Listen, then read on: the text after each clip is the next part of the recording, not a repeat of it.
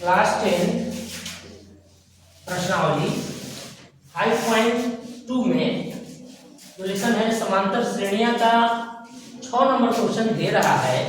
कह रहा है क्या AP 11, 8, 5, 2 और डॉट डॉट कर दिया है का एक पद माइनस का 150 है। अगर है तो क्यों? मतलब कि इसमें ये पूछा गया है कि यह एक अरिथमेटिकल प्रोग्रेस में नंबर दिया हुआ है, समांतर श्रेणियों का नंबर दिया हुआ है, एक निश्चित क्रम से संख्याएं घटती जा रही हैं। क्या ऐसा संभव है क्या कि जब कभी माइनस का 150 आपको मिल जाए? ये कह रहा है चेक करने के लिए इसमें। तो लाइए हल करते हैं इसको हम लोग। इसमें A1 होगा 11, A2 8 और AN माइनस का 150 वो आखिरी पद दिया हुआ है। ये पूछ रहा है क्या ऐसा होगा क्या कि कोई ऐसा पद एक निश्चित क्रम से घटते घटते जाए तो माइनस का 150 आए, ऐसा ये पूछ रहा है सवाल। तो हम लोग यहाँ पहले डी पता करेंगे। डी के लिए A2 माइनस A1 कराएंगे। 2 यानी कि A2 का मान है 8 और A1 का मान है 11। घटा दीजिए 11 में से यानी 11 में से 8 घटेगा तो माइनस का 3 हो जाएगा डी का मान। अब इसको हम लोग ले चलते हैं फार्मूले में an equal to a plus n minus 1 into d वाले फार्मूले पर। an की जगह पर क्या लिखेंगे? माइनस का 150 लिखेंगे। a की जगह पर क्या लिखेंगे? तो 11 लिखेंगे। n का मालूम नहीं, d का मान क्या आ रहा हूं यहाँ पे? तो माइनस का 3 है। अब इसको हल करिए। 11 यहाँ प्लस है, 150 के साइड में आएगा माइनस हो जाएगा। अब यहाँ बचेगा n माइनस 1 और माइनस का 3। तो ये जब दोनों का माइनस माइनस दोनों को हल करेंगे जुड़ जाएगा 161। ये हो जाएगा माइनस का 161 equal to n minus 1 into minus का 3 यानी माइनस 3 मल्टीप्लाई कर रहा है इसमें, इधर आएगा तो डिवाइड कर देगा। अब यहाँ देखिए यहाँ क्या होने जा रहा है? तो माइनस 161 अपान में 3 इक्वल टू n माइनस 1। क्या ये कटेगा? 6 एक 7 एक 8 जोड़ने पर अंकों की संख्या, इनकी अंकों की जो योग है वो 8 आ रहा है।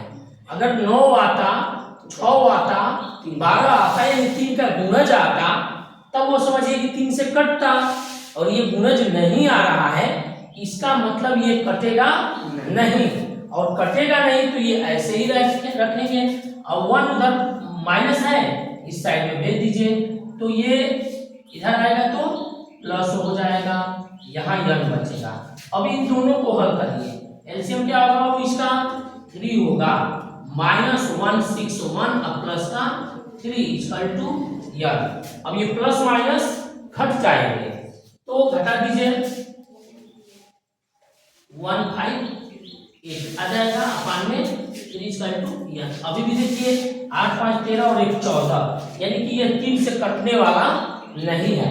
जब इस लेसन को शुरू किए थे, यानी इसको हम लोग ऐसे भी लिख सकते हैं n इक्वल टू माइनस 158 अपान 3।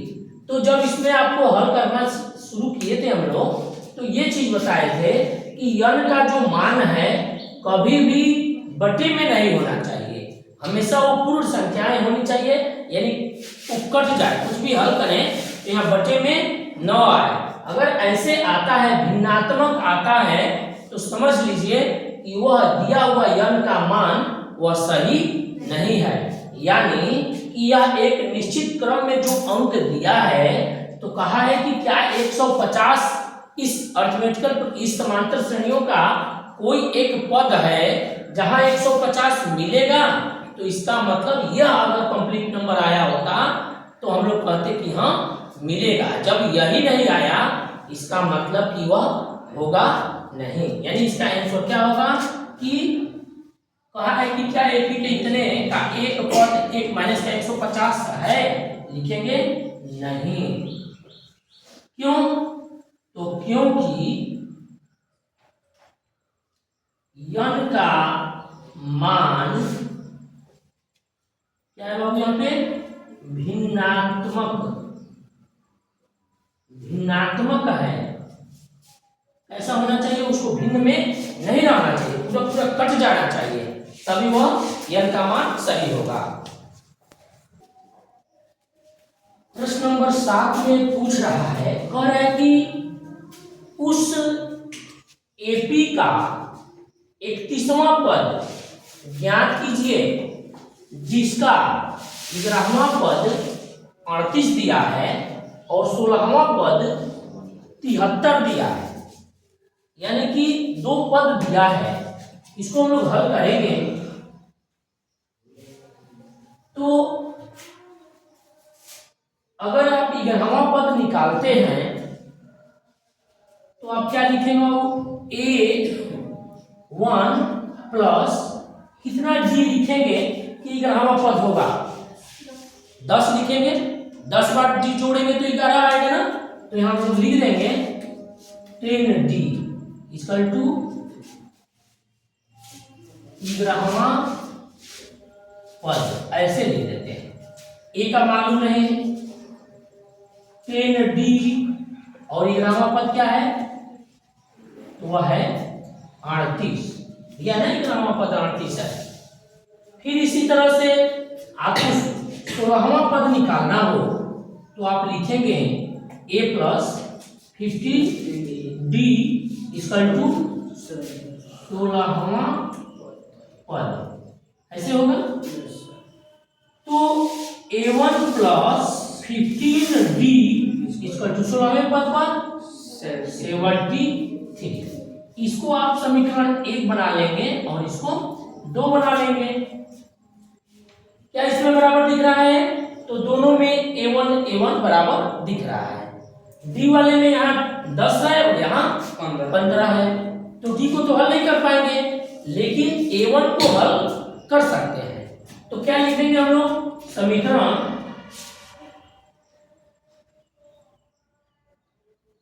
1 में से 2 को घटाने पर, तो ले लीजिए बाबू एक A1 plus 10D 38, A1 15D 73, ये पहला है और ये दूसरा है। और घटाने के लिए जब कहा गया है तो नीचे के सारे चिन्ह क्या होंगे? चेंज होंगे, यानी कि जो नीचे वाला समीकरण है 2 नंबर, तो यहाँ थोड़ा सा गैप रखेंगे, ये होगा माइनस माइनस और ये माइनस, ये क्या होगा? कट जाएगा, ये घटेगा तो माइनस का 5D और ये घटेगा, बड़े में से छोटे घटाएंगे, बड़े का चिन्ह लगाएंगे। 8 5 13 6 हो गया तो 3 35 होगा, 8 5 13 हासिल 1 3 4 बराबर। अब यहाँ हल करेंगे, क्या आया? 5D इक्वल टू माइनस का 35 आया, तो D का क्या होगा? माइनस 35 का 5 माइनस का 5, माइनस तो माइनस कट जाएगा, 5 से कट जाएगा, 5 7 35, D का मान क्या आ जाएगा? 7 आ जाएगा। और जब D का मान आ गया तो D के मान को चाहे तो समीकरण 1 में रखिए, चाहे तो समीकरण 2 में रखिए, तो A1 का मान आ जाएगा। चलिए चलिए लिखेंगे D का मान समीकरण 1 में रखने पर एक है A1 10D 38, A1 10 और D का मान है 7 और 38, ये हो गया 70 और 72 भेज दीजिए। यानी A1 का मान क्या हो जाएगा 38 और माइनस का 70 हो जाएगा। A1 क्या आया हटा दीजिए 8 2 10 और 3 हो जाएगा माइनस का 32 इसका मान हुआ A1 का मान और हम लोग को बताना क्या है 31वां पद। तो 31वां पद के लिए क्या करेंगे बताइए आप A1 प्लस 30D लिख सकते हैं ना 31वां पद आ जाएगा। A1 के जगह पर आप लिखेंगे माइनस का 32 प्लस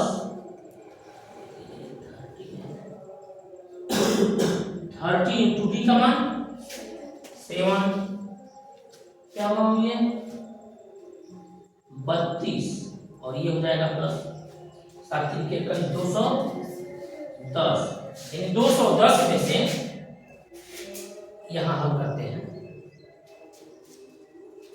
210 में से घटा दीजिए घटा के लिखने वाला लिखा गया है तो कितना आएगा 10 में से 2 गया 8 और यहाँ 0 हो गया है तो 10 7 और यहाँ 1 प्लस का चिन्ह यानी कि जो 31वां पद होगा वो क्या आएगा तो 178 होगा लिख देंगे अतः 31वां पद बराबर 178 ये 31वां पद में आएगा। प्रश्न नंबर 8 में दिया है कि एक एपी में 50 पद है यानी कुल जो पद हैं वो 50 पद है आखिरी 50 पद है जिसका तीसरा पद 12 है और अंतिम पद यानी 50वां पद 106 है तो इसका 29वां पद ज्ञात कीजिए ये सवाल पूछ रहा है। तो जो दिया है उसके हिसाब से हम लोग अभी इसके पहले वाले 7 नंबर में जैसे ए और डी पता किए हैं वैसे पता कर लेंगे। तो 12वें पद के लिए आप लिखेंगे A1 प्लस 11D क्या लिखेंगे वो A1 plus 11D equal to A12 होगा यानी कि 12वां पद उसको लिख दें A12 लिखें या चाहे 12वां पद लिखें 12वां पद। अब यहाँ पर A1 और 11D 12वें पद में आपको लिखना होगा कि सॉरी 12वां नहीं है तीसरा है ना तीसरा पद क्या कहा है कि 12 है तो तीसरा पद के लिए यहाँ क्या करना होगा 2D और यहाँ हो रहा था तीसरा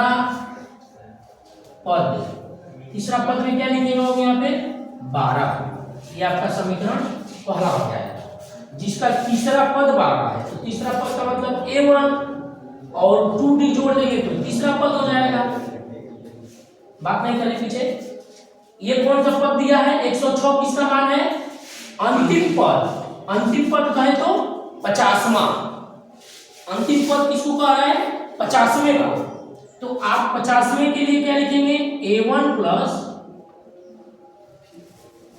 49D बराबर यहां लिखेंगे 50वां पद हो जाएगा ना तो यहां लिखेंगे A1 और 49D बराबर 50वें पद क्या है तो दिया है 106 है ये समीकरण 2 हो गया।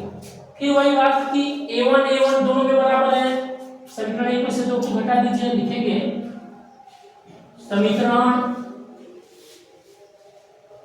1 में से 2 को घटाने पर A1 plus 2D equal to 12 A1 plus 49D 49 equal to 106 यानी 106 106 क्या करने चल रहे हैं हम लोग, घटाना। नीचे का सब चीज बदलेगा, माइनस माइनस माइनस, ये कट जाएगा, ये घटा दीजिए, तो माइनस का 47D, इसको भी घटाएंगे, बड़े में से छोटे घटाएंगे, बड़े का चिन्ह लगाएंगे, 6 में से 2 जाएगा, 4 2 6, और यहां हो जाएगा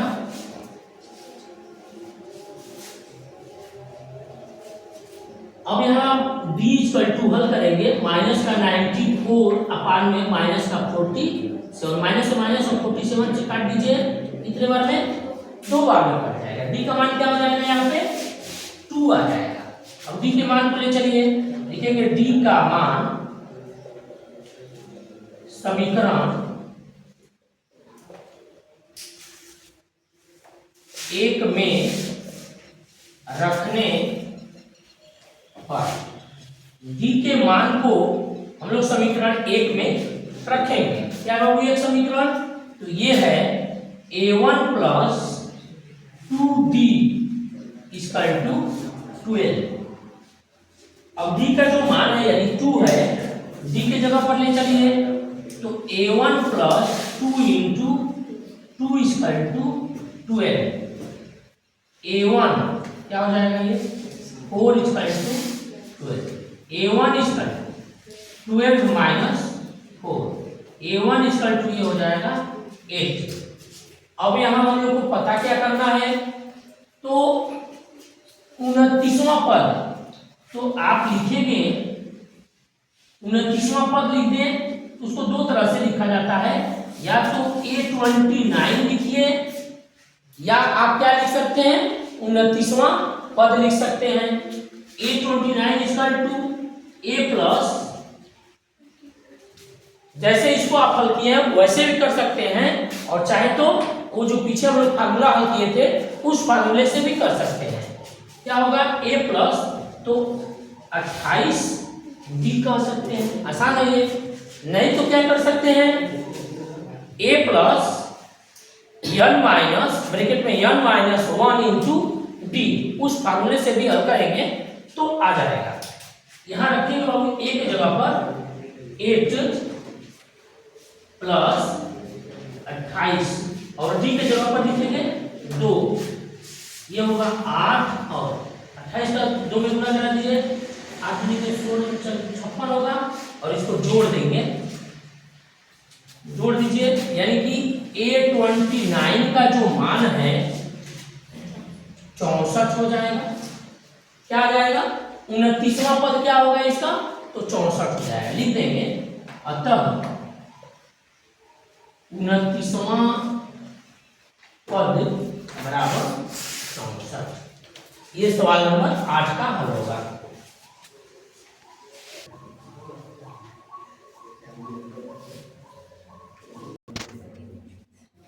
प्रश्न नंबर 9 में देखेंगे, तो है कि यदि किसी एपी के तीसरे और 9वें पद क्रमशः, यानी तीसरा पद है 4 और 9वां पद है -8, तो कह रहे इसका कौन सा पद शून्य हो जाएगा, यानी कि कितने नंबर पर जब आप उसको लिखेंगे तो कहीं एक जगह शून्य भी आएगा, ये पूछ रहा है सवाल।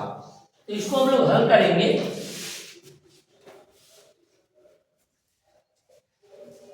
पहले जो दिया है तीसरे और 9वें को ही हम समीकरण बनाएंगे। तीसरे के लिए आप लिखेंगे a1 + 2d = तीसरा पद लिख दें, तीसरा पद, या इसको हम लोग क्या लिख सकते हैं, a3 लिख सकते हैं, इसको ऐसे भी लिखा जाता है a3। तो a1 + 2d और a3 के जगह पर आप लाएंगे 4, पहला समीकरण। फिर हम लोग आगे बढ़ेंगे, तीसरे के बाद 9वां पद कहाँ है, a1 + 8d = a9, a1 + 8d, और 9वां पद है -8, समीकरण 2। समीकरण एक में से दो को घटाने पर a1 plus 2d equal to 4, a1 plus 8d equal to -8। ये पहला समीकरण, नीचे वाला दूसरा है। घटाना है, चीज बदल जाएगा, माइनस का प्लस और प्लस का माइनस, ये कट जाएगा, यहाँ घटेगा तो माइनस में 6d आएगा और ये दोनों जुड़ जाएंगे, ये हो जाएगा 12। तो -6d का मान 12 हो गया। d का मान क्या होगा, आप लिखेंगे 12/-6, यानी d का मान क्या आएगा 6 गुनी के 12, तो माइनस का 2 आएगा। अभी d पता चल गया और d का मान हम लोग समीकरण 1 में रखेंगे। चूंकि यहां यन नहीं दिया है, ये पूछ रहा है कि कब शून्य होगा, तो d का a का मान पता कर लीजिए। लिख लीजिए d का मान समीकरण 1 में रखने पर, चाहे वो 1 में a1 plus 2d equal to 4, a1 plus 2 into -2 4, a1 ये हो जाएगा माइनस का 4 इक्वल टू 4, जब माइनस उधर जाएगा तो हो जाएगा प्लस, यानी a1 का जो मान होगा 8 आएगा। अब a1 पता चल गया, d पता चल गया, यन नहीं पता है, लेकिन वहां कहा है कि कहीं जाके वह 0 हो रहा है, तो वहां आपको क्या पता करना होगा, यन का मान पता करना होगा। तो इसके लिए आप लिखेंगे an equal to a plus n minus 1 into d, ये वाला लिखेंगे। चूंकि an के जगह पर दिया है कि वहां शून्य हो जाता है, a का मान 8 है, n का मालूम नहीं, 1 और d का मान क्या है, तो माइनस का 2 है। इस समीकरण को हल किया जाए, 8 इधर प्लस है, 0 के साइड में जाएगा, माइनस हो जाएगा। यहाँ n माइनस 1 पहले ब्रैकेट और दूसरे में -2, -2 n माइनस 1 में इंटू कर रहा है, इधर यह हल करेंगे -8 हो जाएगा। अब इसको एक लाइन लिखते हैं, n माइनस 1 और यहाँ माइनस का 2, ये मल्टीप्लाई कर रहा है, उस साइड में जाएगा क्या करेगा, डिवाइड कर देगा। आप लिखेंगे -8 अपान -2 n माइनस 1, तो -2 से 8 कट जाएगा, 4 बार में माइनस से माइनस को काट दीजिए, तो क्या बचेगा यहाँ 4 equal to n minus 1 n की तरफ माइनस है, इस साइड में आएगा क्या करेगा, प्लस कर देगा, n का मान क्या हो जाएगा 5 हो जाएगा, यानी n बराबर क्या हो जाएगा 5। वह पांचवा पद होगा जहां पर इस अर्थमेटिकल प्रोग्रेस में लिखने पर पांचवा पद क्या मिलेगा, शून्य मिलेगा, यानी कि इसका आंसर हो जाएगा पांचवा पद, उसका आंसर ये पांचवा पद, ये उसका आंसर होगा।